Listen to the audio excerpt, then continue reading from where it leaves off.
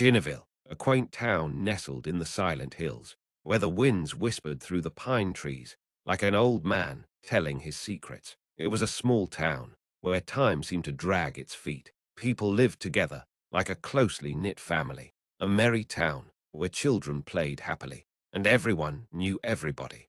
People knew each other closely and greeted each other warmly with a smile. Sunsets with golden hues and purple backdrops were a common sight. But today the town had a gloomy atmosphere. As a bus entered the town, with the cadet Elijah Ward in it, whose father, Mr. Ethan Ward, had recently passed away due to a sudden heart stroke, the townsfolk mourned the loss of a kind old man, but made sure to comfort Elijah to cope with his grief. His recent visit to the hometown was for his father's processions. Elijah Ward, a disciplined soul with strong posture, trimmed hair and peering eyes, was a steadfast gentleman with a kind heart. But his father's sudden death cracked him wide open. A heart attack at 52, just like that. The anchor of his world was gone. After completing his father's last rites, on the 21st of February 2012, Elijah went back to the Army Academy with a heavy heart and with the memories of his father playing in his head. For more than 4 months at the academy, Elijah tried to muscle through his pain. But grief isn't something you can just salute away. During one of the drill shouting, on the mention of his father's name, Elijah went into a limbo only to snap out of it upon his fellow cadets' nudges. Shouting, he threw away his rifle. Some even said that he struck a fellow cadet. The official report called it a disorderly conduct, but it felt more like an excel. The army sent Elijah back to home for re-evaluation. Chinnaville hasn't changed much in the past 4 months. Children playing joyfully in the evening was a usual sight, but Elijah had become more despondent after his exile from the military, wandering aimlessly in the house like a ghost. The old man's boots by the door, a coffee ring on the kitchen table, constantly reminded him about his father's habits and the happy memories he had with his father. Silence hung in the rooms like cobwebs, and Elijah spent most of his time in melancholy.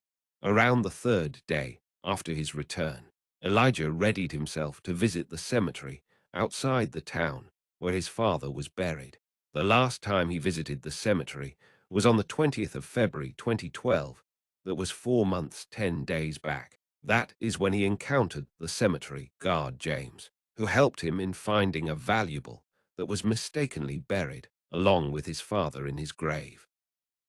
Nowadays, very few people frequented the cemetery at night due to the rumors of a serial killer, but Elijah was determined to visit his father's grave. His father's grave was new. The headstone has not yet weathered by time. Upon his arrival, Elijah stood in front of his father's grave in the shadows of the trees, wearing a white sweatshirt to shield himself from the chilly night winds, his breath fogging up. Suddenly, he felt he wasn't alone there. Someone else walked among the grave. At first, Elijah thought it was just another mourner, but the figure moved with no hesitation, like it belonged there, like it was hunting. The figure stepped into the moonlight, man in a short jacket, eyes full of something unhinged. He smiled, but it wasn't a friendly one. "You shouldn't be here," Elijah said, tightening his jaw. "Neither should they," the stranger whispered, waving a dirty hand toward the gravestones. Elijah noticed the blade glinting in the killer's hands. His instincts kicked in. He braced himself, fists clenched, ready to fight. The battle was savage.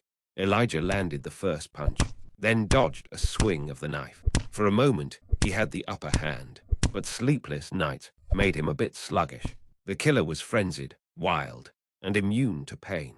The killer suddenly landed a slash on Elijah's face, their fight spilling between the gravestones, his blood mixing with dirt, fists clashing against each other. The killer then threw a fistful of dirt in Elijah's face, causing him to go blind. The killer then moved behind Elijah and attacked him from behind, sticking a knife between his ribs. The fight concluded with Elijah fallen face up on the ground, staring at the sky, where clouds moved lazily past the moon. The last thing he saw was the killer leaning over him to swing the knife over his throat.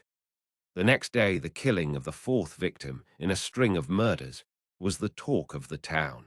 Townspeople mourned the loss of Elijah. Another funeral, another protest was held in Chinnaville. The police released a statement in the press on the body found in the cemetery and the possible suspect, the killer named Silas, who is still roaming free in the woods. But if you visit the cemetery now, there's a new grave beside Elijah's father Ethan Ward's grave that reads, Cadet Elijah Ward's son, soldier, taken too soon, 1987 to 2012. And sometimes, late at night, folks say you can still hear the echoes of a fight among the gravestones and the voice of Elijah waiting for his revenge.